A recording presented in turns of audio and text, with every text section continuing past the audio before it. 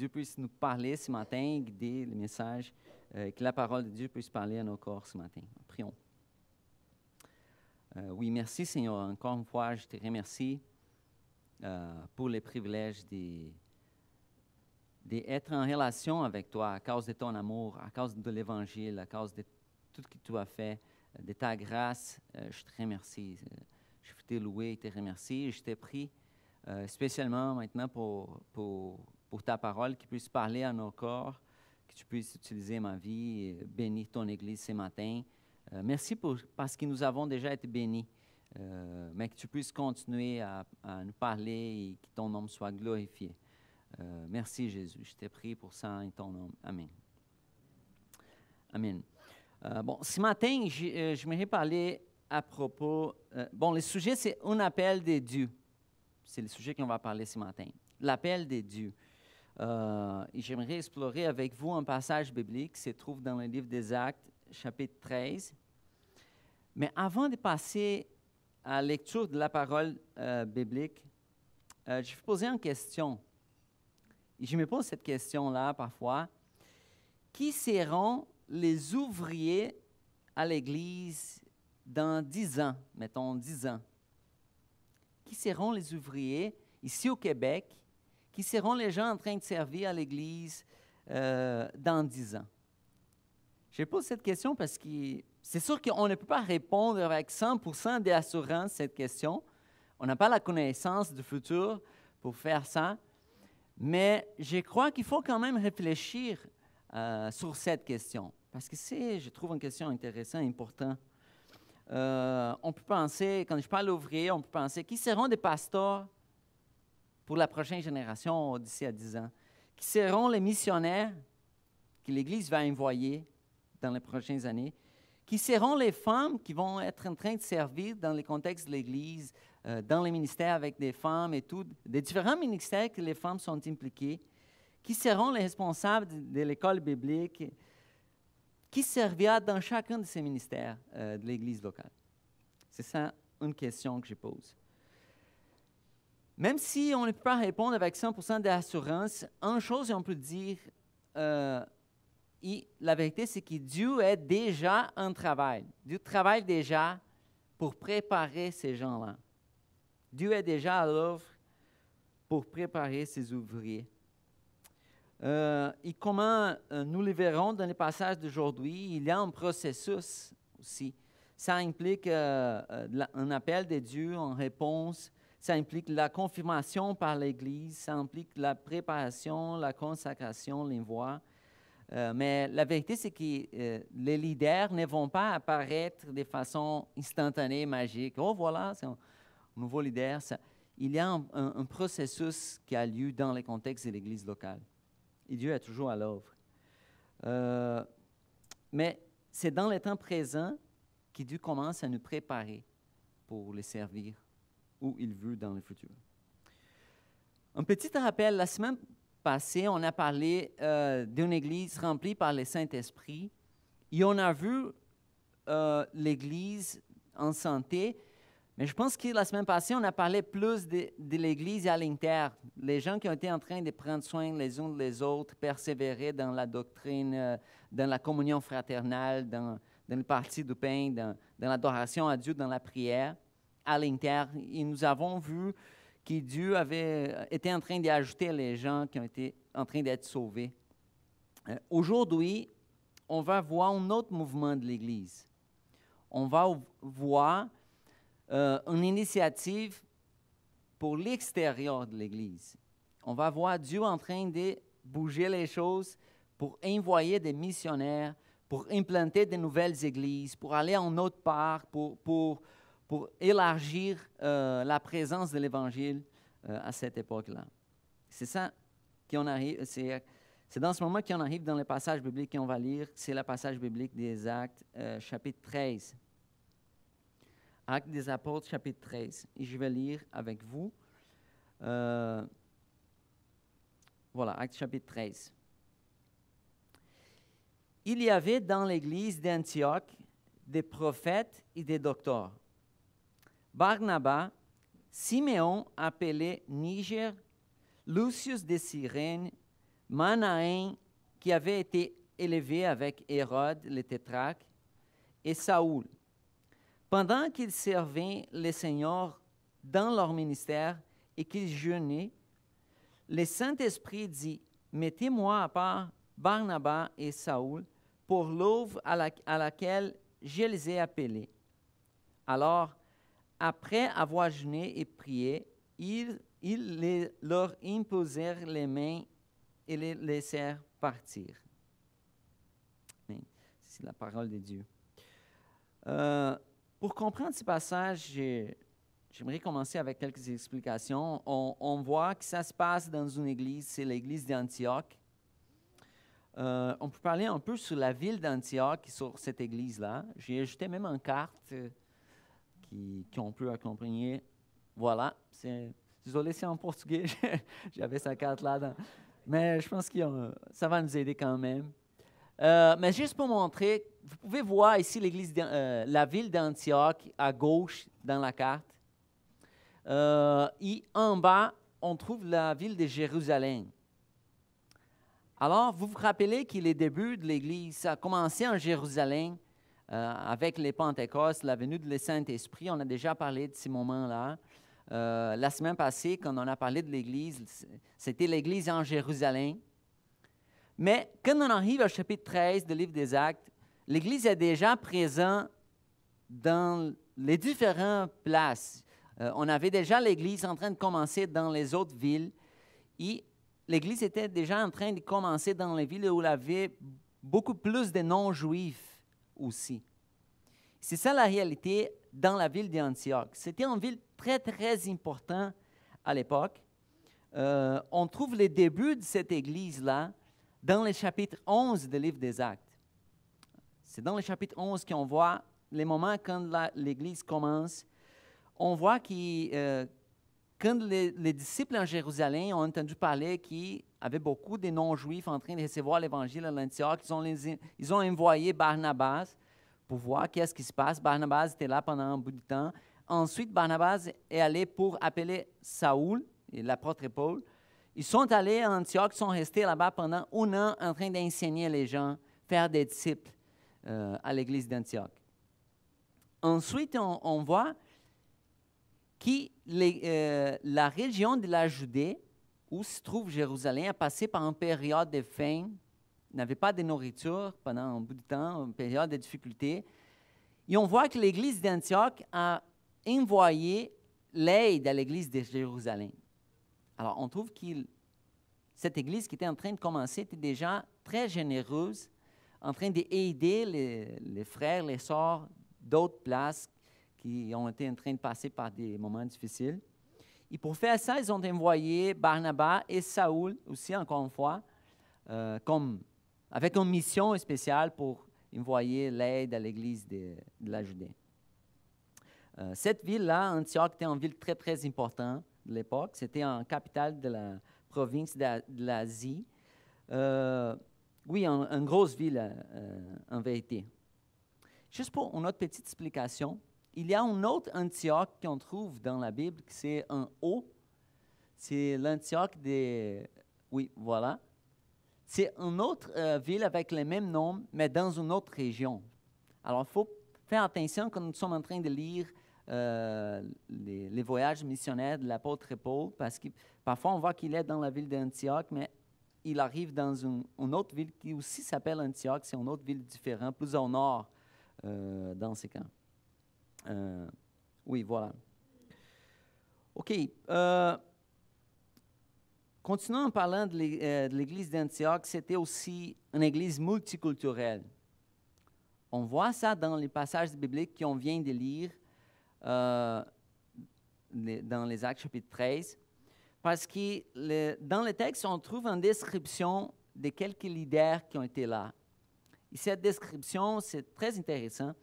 On lit par exemple sur Barnabas, qui s'appelait José, qui a été appelé Barnabas par les apôtres à cause de son ministère d'exhortation et de consolation.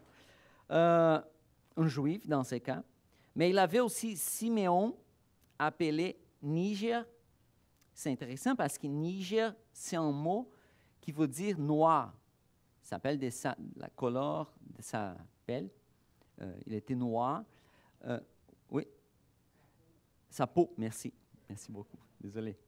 Mais c'est ça, c'était une personne probablement qui est venue de l'Afrique. Le texte nous parle aussi de Lucius de Cyrène. Aussi, Cyrène, c'était une ville au nord de l'Afrique, une personne d'une autre région qui était là en Antioche dans les moments. Nous parle aussi des Manahéens. Et Manahéens, c'est intéressant parce que Manahéens, le texte nous dit qu'il avait été élevé avec Hérode le tétrarque. Vous vous rappelez d'Hérode, il y a plusieurs Hérodes dans l'époque de Jésus, mais on trouve Hérode le tétrarque, c'est le même qui a tué Jean-Baptiste, et aussi le même Hérode à qui Jésus s'est présenté. Jésus n'a pas vraiment parlé avec Hérode, pas en conversation, mais quand les Juifs ont été en train de juger Jésus, il a été envoyé à Hérode par Pilate, Pontius Pilate. Et c'est ça, c'est le même Hérode qu'on trouve ici. Mais d'autres choses importantes, c'est que cet Hérode-là, il avait tué Jacques, et il avait mis en prison aussi l'apôtre Pierre et les apôtres. Alors, c'est cet Hérode-là qu'on parle. Et on trouve qu'il y avait quelqu'un à l'Église qui avait été élevé avec cette personne très importante de façon humaine de l'époque. C'est comme, probablement, quand on parle qu'il a été élevé avec Hérode, on parle de quelqu'un riche, très important politiquement, on peut dire comme ça, mais qui avait reçu le Seigneur Jésus et dans ce moment-là était aussi partie de l'Église. Vous voyez que l'Église était vraiment multiculturelle. Personnes de différents contextes sociaux, différentes origines, en train de servir dans la même Église. Et on trouve aussi l'apôtre Saoul, qui c'est le même apôtre Paul. Mais dans les premières versions, on a déjà un passage qui, honnêtement, je pense que ça demande une explication. Le texte nous dit qu'il avait dans l'église d'Antioche des prophètes et des docteurs. C'est quoi ça, des prophètes et des docteurs à l'église locale?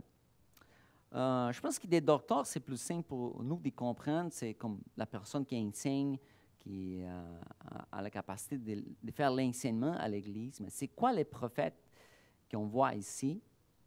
Il faut comprendre.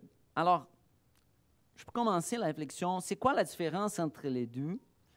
Il y a un passage qui peut nous mettre un peu de lumière. C'est un passage qui se trouve en 1 Corinthiens, chapitre 14. J'ai ajouté le passage là. Qui l'apôtre Paul est en train d'expliquer cette question à propos des dons des langues. Ça donne une autre prédication pour expliquer ça. Mais il était en train de dire que les dons des langues, si tu parles en langue, les gens ne comprennent pas, ça n'est pas l'idéal. Alors, il va dire ça. Et maintenant, frères, de quelle utilité vous seriez si je venais à vous parlant en langue et si je ne vous parlais pas par les révélations ou par connaissance, ou par prophétie ou par doctrine? Ici, on a un parallèle entre deux choses. Et c'est ça, j'ai ajouté le texte de façon juste pour nous aider à voir les parallèles. Mais juste pour montrer qu'on a un parallèle entre révélation et prophétie, connaissance et doctrine. Ça veut dire qu'une doctrine vient de la connaissance. Quelqu'un qui connaît l'Écriture, connaît la volonté de Dieu, la parole de Dieu, est capable d'enseigner la doctrine de façon claire pour que les gens puissent comprendre. Mais quand on parle de prophétie, on parle d'une révélation, une chose que Dieu a révélée. Je vais expliquer ça, j'espère que ça soit clair. La prochaine question que je pose, c'est quel genre de prophétie y avait-il dans l'Église? Est-ce que quelqu'un peut recevoir une révélation aujourd'hui? Ça, c'est une question importante.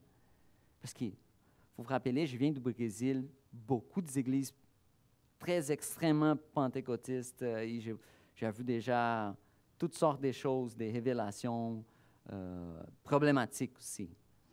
Mais est-ce que quelqu'un peut dire que Dieu m'a parlé telle chose ou Dieu m'a révélé telle chose? Comment entendre ça dans notre contexte aujourd'hui?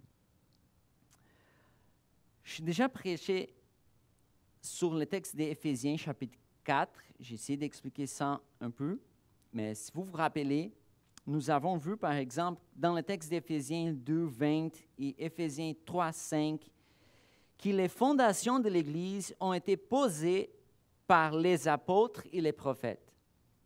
Vous vous rappelez de ça? Ici, on parle de la fondation de l'Église. On parle de la révélation qui a été donnée à des apôtres, que les apôtres avaient une autorité spéciale. Et ça nous a été transmis par les Écritures. C'est ça qui a originé la Bible qu'on a présentement. Alors, on peut dire que les apôtres ont reçu cette révélation de l'Évangile, la révélation des dieux. Et cette révélation leur a été donnée de différentes manières. Par exemple, quand Jésus était avec l'apôtre Pierre, dans un moment donné, il a dit, qui les autres sont en train de dire que je suis, qui vous pensez que je suis? Et l'apôtre Pierre a répondu, non, tu es le Christ, le Fils de Dieu vivant. Je ne sais pas si c'est le bon mot en français, mais c'est comme il a compris que c'est le Christ, le Fils de Dieu. Et Jésus lui dit dans ce moment, ça n'a pas été envoyé, révélé par chair, par d'autres humains, mais par le Père qui est dans les ciels. C'était une révélation quand il a compris cette vérité. C'est un exemple. L'apôtre Paul aussi, il a dit qu'il a reçu la révélation de l'Évangile. Le mystère de l'Évangile, ça a été révélé à lui par Dieu. C'était une révélation de Dieu. Il n'avait pas reçu ça d'autres personnes humaines, mais c'était une révélation de Dieu. Un autre exemple biblique qu'on trouve, c'est l'apôtre Jean, par exemple. Pendant qu'il était à l'île de Patmos, qu'il a reçu la révélation de l'Apocalypse, le livre de l'Apocalypse, la vision qu'il a là. C'était une révélation que les apôtres ont reçue. Ils avaient l'autorité apostolique et Dieu avait, je dis ça déjà, que Dieu avec les signes et des miracles a validé cette révélation et ça nous a été transmis par les Écritures. Alors, cette révélation nous a été transmise par les Écritures. La Bible est donc la révélation de Dieu disponible à nous et le message biblique a l'autorité apostolique.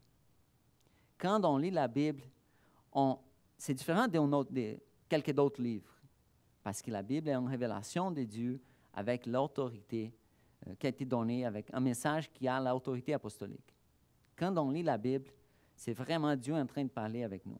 C'est l'Écriture, la parole de Dieu. Dans ce sens, on ne peut pas avoir d'autres révélations. On ne peut pas avoir une personne qui arrive et dit « Oh, je suis un prophète, Dieu m'a révélé telle chose nouvelle. » On ne peut pas ajouter quelque chose à les Écritures. On ne peut pas enlever des choses de les Écritures. Il faut comprendre que ce genre de prophétie avec l'autorité apostolique, ça n'est pas arrivé à l'Église aujourd'hui. Et malheureusement, j'ai déjà vu beaucoup de gens en train de venir avec nouvelles doctrines, les choses les plus bizarres que vous pouvez imaginer. Et malheureusement, parfois, les gens vont suivre ce genre de prophéties. Mais il faut faire attention. Mais en même temps, une autre question. Quand on lit le Nouveau Testament, on voit aussi les dons de prophétie.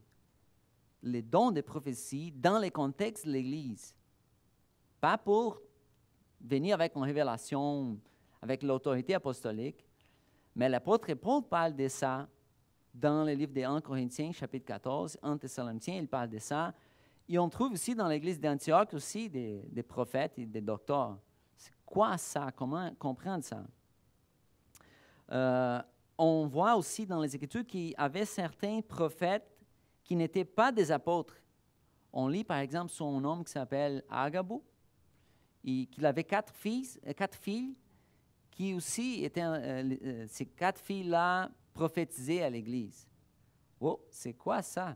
Comment comprendre ça? Honnêtement, la meilleure réponse que j'ai trouvée entre toutes les recherches que j'ai faites pour comprendre ces passages, qui sont vraiment passages un peu compliqués, difficiles, c'était un livre de D.A. Carson, je pense que vous connaissez parce que c'est un Québécois, très reconnu. un théologien, vraiment un homme, une inspiration pour moi, honnêtement. D.A. Carson a un livre qui s'appelle, en anglais, Showing the Spirit. Il explique cette question. Ici, une étude des chapitres 12, 13 et 14 de 1 Corinthiens, où il explique vraiment ce genre de choses. Et la conclusion qu'il présente, je vais essayer de résumer parce que c'est vraiment une longue lecture. Il va dire que quand on voit les dons des prophéties dans le contexte de l'Église du Nouveau Testament, les dons des prophéties que l'apôtre Paul parle, ça ressemble moins à ce qui se passe lorsque quelqu'un dit ici parle le Seigneur de manière incontestable, parle comme ça, ok, c'est la parole de Dieu en vérité, mot par mot, personne ne peut contester cette vérité-là, mais c'est plutôt plus proche de l'expérience que nous faisons lorsque nous disons, même dans le contexte de l'Église, oh, je crois que Dieu m'a mis encore de partager telle parole avec l'Église ou avec toi. Et dans ce sens, je crois que oui, on a des expériences quand on croit que Dieu nous a parlé quelque chose. Je crois qu'on a des expériences quand on a l'impression que le Saint-Esprit nous a amenés à appeler quelqu'un, à partager une parole d'encouragement ou quelque chose comme ça. Alors, dans ce sens, c'est beaucoup moins mystique ou autoritatif dans le contexte de l'Église. Mais attention, j'ai ajouté ici, je crois que le Seigneur m'a dit telle chose. Parce que, oui, je parle avec honnêteté, de façon honnête, en croyant que c'est Dieu qui m'a montré quelque chose, mais je n'ai pas l'autorité au complet. Et je vais expliquer ça bientôt. La vérité, c'est que dans les églises, les gens partageaient les mots d'encouragement. Oh, j'aimerais partager une parole avec l'Église, je veux encourager l'Église à telle chose. Je crois que Dieu a mis dans mon corps telle parole que je veux partager avec vous, mes frères et sœurs. Il avait ce genre de choses dans le contexte de l'Église locale.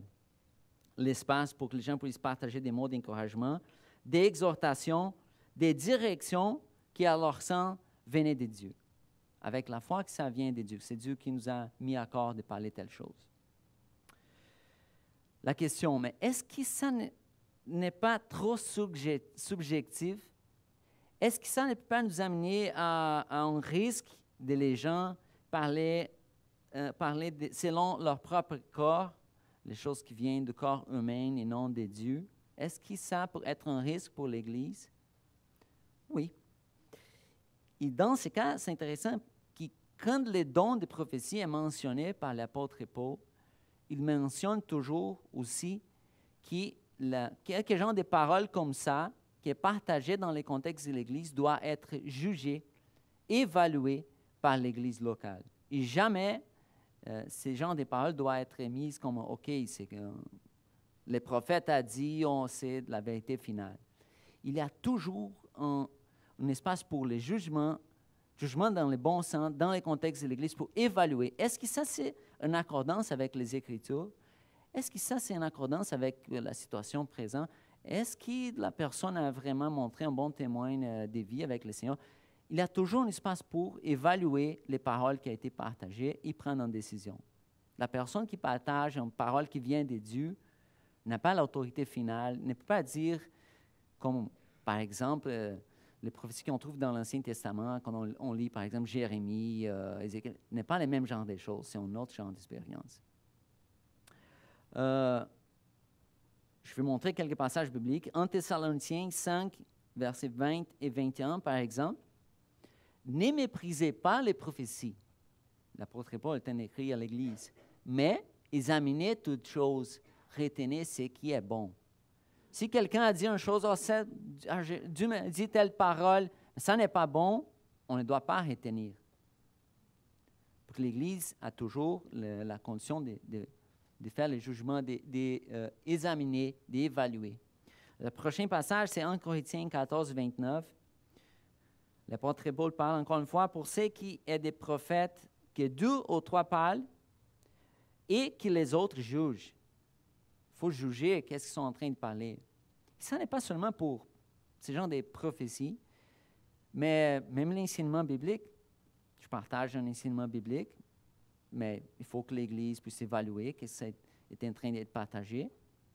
Si quelque chose n'est pas correct, l'Église a le droit de dire « OK, attention, il faut réévaluer ça ». Juste pour dire que ce type de paroles, ce type d'expérience était considéré comme une expérience légitime.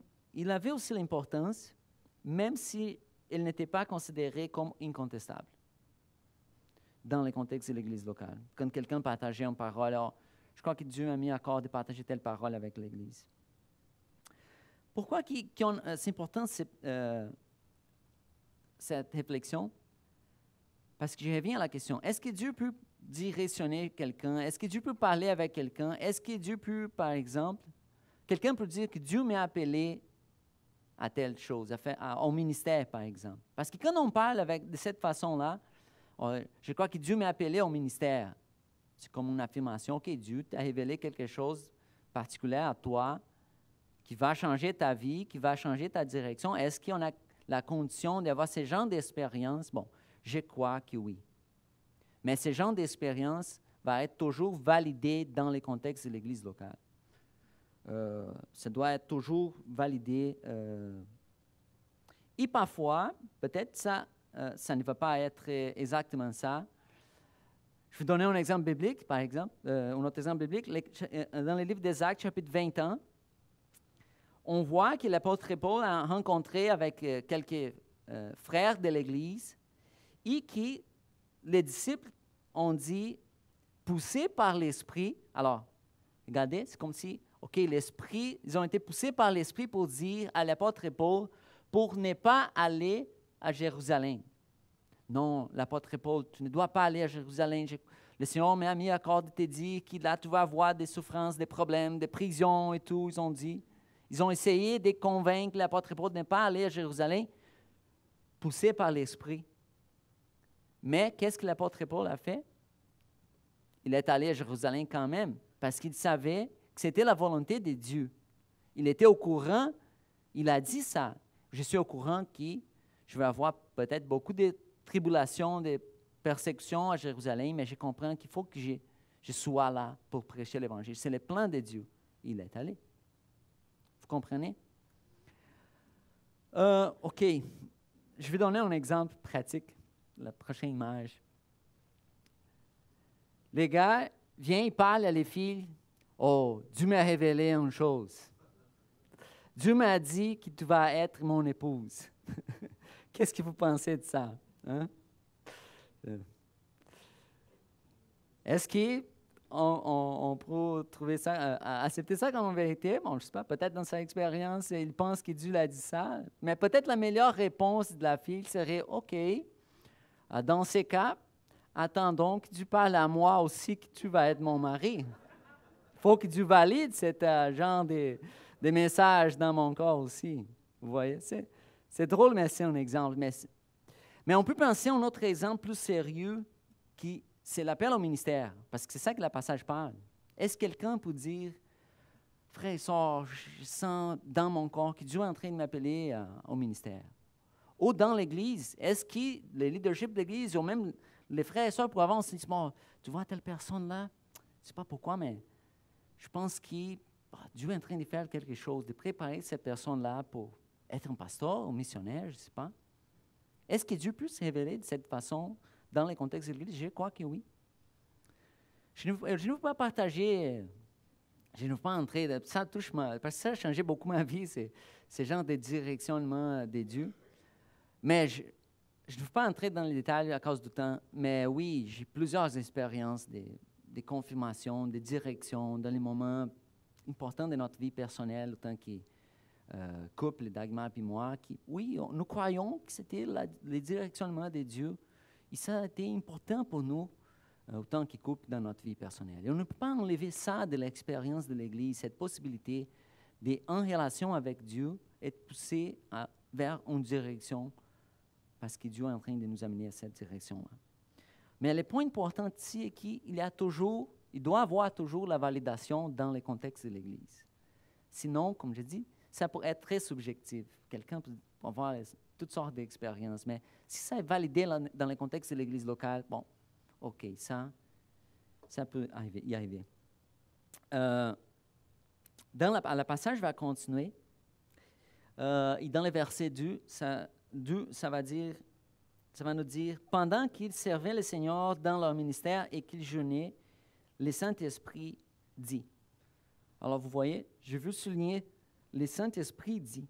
Comment est-ce que le Saint-Esprit a dit? Le passage ne nous parle pas, mais une possibilité, et je trouve ça raisonnable, c'est de penser que quelqu'un dit, « Oh, je sens que Dieu veut qu'on puisse envoyer Saul et Barnabé. Est-ce que vous êtes d'accord? Oui, j'ai les mêmes sentiments. Oui, Dieu m'a parlé ça dans mon corps. Je pense qu'on doit faire ça en tant qu'Église. Je pense que Dieu est en train de vous les envoyer. » Vous voyez, c'est comme avait une paix entre le leadership de l'Église, avait un consensus entre les frères qui ont été mentionnés, que le Saint-Esprit est en train d'appeler Barnabas et Saul à un ministère spécifique. Ils ont été envoyés. Et après qu'ils ont été envoyés, c'était clair pour l'Église que c'est le Saint-Esprit qui les a envoyés. C'est devenu clair pour tout le monde que c'était un œuvre du Saint-Esprit. OK, j'ai vu mentionner quelques autres points ici qui sont partis de la passage. L'autre partie que j'ai vu souligner, c'est que le texte va nous dire qu'ils étaient en train de servir les seigneurs dans leur ministère. Je trouve ça important parce que quand nous sommes en train de servir dans le contexte de l'Église locale, nous sommes en train de servir les frères et sœurs, oui. Nous sommes en train de servir l'Église, oui. Mais en vérité, en premier, nous sommes toujours en train de servir les seigneurs. Quand on fait n'importe quoi dans le contexte de l'Église, on fait en premier au Seigneur Jésus. Et je trouve que ça change beaucoup la façon comme on peut être engagé dans le contexte de l'Église locale. Oui, on sert les autres, mais il faut savoir que bibliquement parlant, on sert en premier Jésus. Deuxièmement, oui, le service à l'Église n'est pas un service à l'Église seulement, c'est un service au Seigneur. Deuxièmement, un autre élément qui est présent dans les passages, ils étaient en train de servir le Seigneur dans leur ministère et aussi jeûner.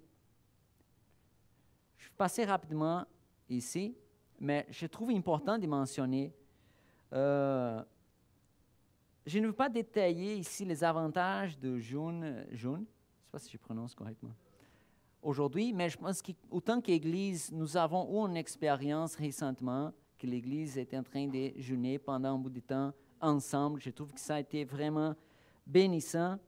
Alors, juste pour mentionner que, oui, ça est mentionné par Jésus comme une chose courante pour les croyants. Quand Jésus parle de ces genres de disciplines spirituelles, il dit, OK, quand vous êtes en train de faire ça, de jeûner, faites de telle façon. C'est comme si, OK, c'est une chose naturelle dans la vie chrétienne. Oui, on ne peut pas dire que c'est un péché de ne pas pratiquer ça. Ce n'est pas un péché si quelqu'un n'a pas jeûné. Mais les jeûnes avec discernement et avec la bonne motivation apportent certainement des bénéfices à notre vie spirituelle. C'est une pratique spirituelle importante. OK, on peut continuer. Je ne veux pas m'arrêter beaucoup de temps ici. Ensuite, on parle de l'appel du Saint-Esprit à Barnabas et Saoul, parce que le Saint-Esprit a dit, « Mettez-moi à part Barnabas et Saoul pour l'œuvre à laquelle je les ai appelés. » J'aimerais souligner ici cette parole du Saint-Esprit, « Mettez-moi à part Barnabas et Saoul. » En premier, Barnabas et Saoul, on parle de qui? Juste pour dire que les deux ont été déjà en train de servir le Seigneur. Ce ne sont pas les gens qui sont arrivés à l'Église la première fois qu'on voit. Non, ils étaient déjà en train de servir. J'ai mentionné qu'ils ont été déjà envoyés dans des petites missions pour aller à Jérusalem.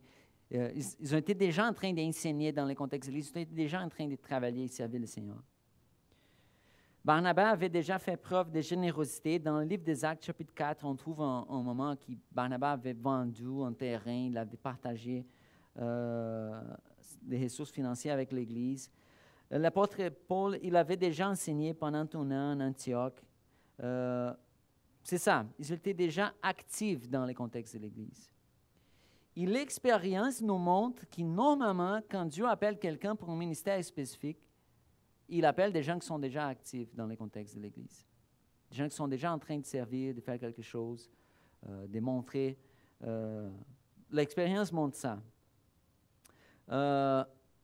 Et j'aimerais dire que je trouve un bon exemple pour ces gens d'appel de Dieu, c'est quand on pense à un bateau. Parce que les safrans du bateau, c'est ça les mots qu'on utilise? Oh. Ou Lémi. Tony, aide-moi s'il vous plaît. Lémi. Lémi, oui, je ne sais pas les mots en français. Oui, pour donner la direction. Les petites choses qu'il y a en bas du bateau pour donner la direction, pour les faire. Gouvernants, merci, OK. J'ai utilisé le traducteur, mais parfois ça n'aide pas. Les gouvernants du bateau. OK, si on bouge les gouvernants du bateau, gouvernail. OK, merci. Bon. Je suis content que vous avez compris. Si on bouge ça, et le bateau est arrêté, ça ne fait aucune différence. Mais si le bateau est en mouvement, oui, ça va changer la direction. C'est ça notre vie chrétienne. Si je ne fais rien à l'Église, probablement je vais continuer dans le même état. Au moins que je commence à servir dans les différents ministères dans les contextes de l'Église, dans ces cas, probablement je vais commencer à être plus des conditions de discernir où est-ce que Dieu veut m'amener et m'utiliser. Il faut être un mouvement. Et ça, c'est pour tous les chrétiens. Et si on commence à être un mouvement, c'est sûr qu'on va grandir, on va fructifier. Dieu va commencer à diriger les gens vers la direction pour qu'ils puissent être bénissants dans les contextes de l'Église. J'ai partagé une phrase. La mission commence où nous sommes, mais il termine où Dieu nous veut. Ensuite, le Saint-Esprit a parlé pour l'œuvre à laquelle je les ai appelés. Alors, ici, je vais faire la différenciation sur la possibilité, les prochains, s'il vous plaît. La différence entre un appel général et un appel spécifique. Parce que tous les chrétiens ont un appel, on peut dire, général. L'appel, par exemple, pour partager leur foi, servir avec les dons et les capacités que Dieu leur a donnés. Tous les chrétiens sont appelés à faire ça. Aimer à Dieu, aimer les prochains. Il y a des choses qui sont pour tous les chrétiens, sans distinction. Mais ça peut arriver, dans un moment donné de notre vie, Dieu nous donne un appel spécifique, je crois ça. Que Dieu peut appeler quelqu'un à faire un gros changement, peut-être changer sa profession ou changer des pays, comme ça, ça peut arriver. Quelqu'un peut avoir une direction de Dieu pour faire cette sorte de changement. Et c'est ça qui s'est passé dans ce moment. Parce que oui, ça a changé la vie de l'apôtre Paul. Après ce moment, cet appel, cette consacration, sa vie a changé. Toute sa vie, il a vécu pour ce ministère apostolique, missionnaire, en train d'implanter les églises, partager la foi. C'est ça. Ça a changé sa vie. Il a terminé sa vie en faisant ça, dans la prison. Juste pour faire ce genre de différenciation. Un petit détail qui, parfois, on ne fait pas attention, c'est que dans ce moment, il avait environ à peu près 3 ans que Paul était chrétien. Parfois, on lit le passage, on pense que, OK, la conversion de Paul, il a fait ça, et OK, il est missionnaire. Mais on parle de 3 ans d'expérience, qu'il a grandi, qu'il était en train d'être préparé par Dieu pour les différentes expériences. Et dans un moment donné, OK, vas-y, c'est le moment de commencer cette mission que Dieu avait préparée. Et en dernier, pour terminer le passage, après que ça a été clair pour l'Église, après avoir jeûné et prié, ils leur imposèrent les mains et les laissèrent partir. Alors, on voit ici en réponse à l'appel spécifique, on voit la consécration on voit l'imposition des mains. Il n'est pas un acte magique, mais c'est l'Église est en train de bénir et vraiment les envoyer. Et ça, c'est comment ça va marquer la vie. On a ces genres de moments importants dans notre vie qu'il faut, comme, mettons, je pense quand quelqu'un fait sa mise à part au ministère pastoral, par exemple, ce sont des moments importants. Quand quelqu'un commence à être préparé dans le contexte de l'Église, OK, on va prier pour cette personne-là parce qu'il va commencer sa préparation pour aller vers le ministère. C'est un moment important. C'est un moment de consécration. Ça va être visible pour toute l'Église, ces genres de moments. La conclusion. Oui, Dieu peut diriger quelqu'un d'une manière spécifique. On voit ça dans les passages. Mais chaque expérience, et ces genres d'expérience, est toujours sujet à appréciation dans le contexte de l'Église, à l'évaluation dans le contexte de l'Église. Deuxièmement, Dieu travaille aujourd'hui à préparer les ouvriers pour l'Église du futur. Je crois à ça. Et en tant qu'Église, je pose deux questions. Est-ce qu'en tant qu'Église, sommes-nous sensibles à l'appel de Dieu sur la vie de ceux qui servent au milieu de nous? Est-ce que nous sommes en train de voir l'appel de Dieu dans notre contexte? Sommes-nous sensibles à ça? Et en tant qu'individu, chacun d'entre nous, sommes-nous sensibles à quoi l'Esprit peut nous appeler, à la direction que Dieu veut nous donner dans notre vie particulière? Qui seront les ouvriers à l'Église dans 10 ans? Ça, je reviens à la question. Et je pense que la parole qu'Alexis a partagée aujourd'hui, dans les débuts, quand il parlait du cadeau qui a été donné et de la réaction que les gens ont eue quand ils ont reçu les cadeaux, quand on parle d'un appel au ministère, je trouve que ça fit complètement avec cette idée.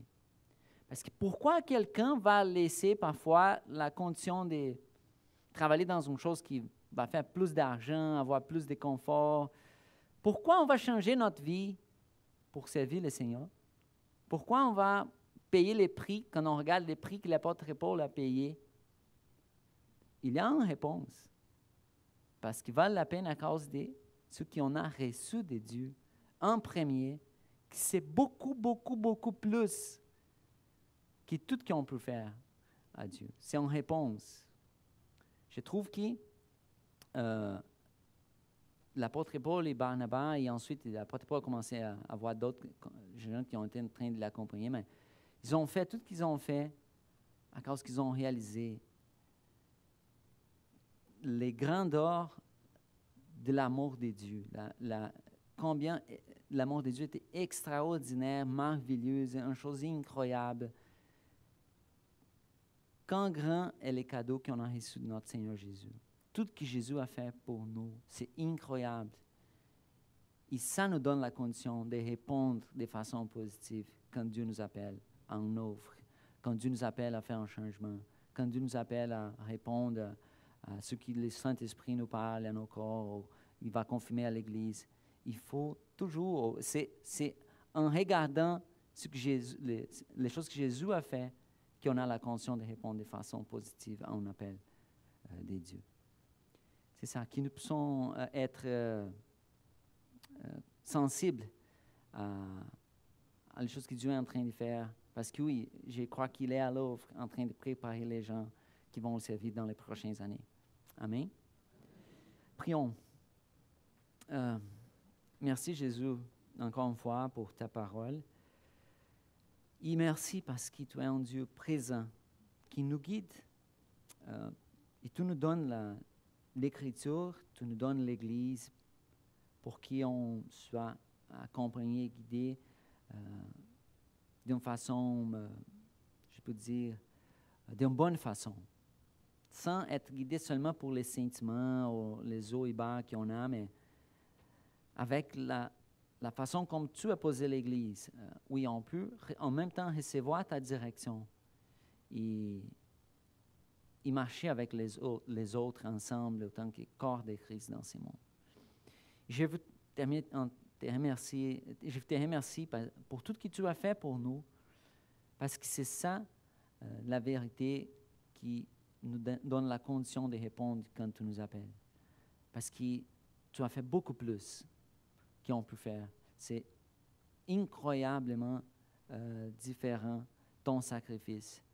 Alors, aide-nous à réaliser ça pour que quand tu nous appelles, pour qu'on puisse aussi répondre avec joie à ton appel, avec joie et désir de te servir avec tout nos corps, toute notre vie. Parce que oui, tu mérites ça, Jésus. C'est à toi toute la gloire.